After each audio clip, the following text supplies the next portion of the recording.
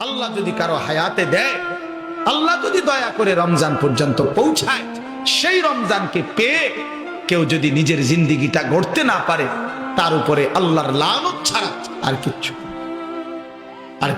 এই জন্য হাদিসে আছে, আপনারা সবাই শুনেন, এটা রমজানের লাস্টের দিকে হুজুররা বয়ানে এটা বলে যে নবীজি সাল্লাল্লাহু আলাইহি সাল্লাম মিম্বরের মধ্যে উঠতে গিয়ে আমিন বলছে।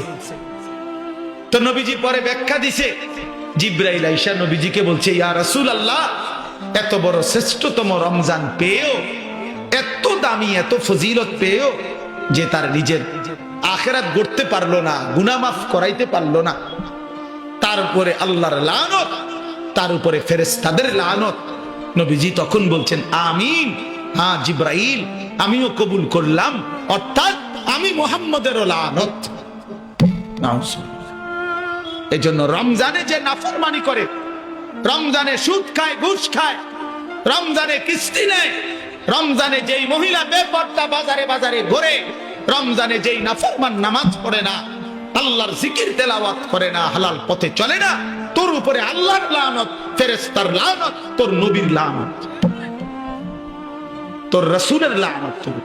মনে রাখ, এত লানত নিয়া জীবনে সুখ হবে না, আখিরাতেও সুখ হবে না।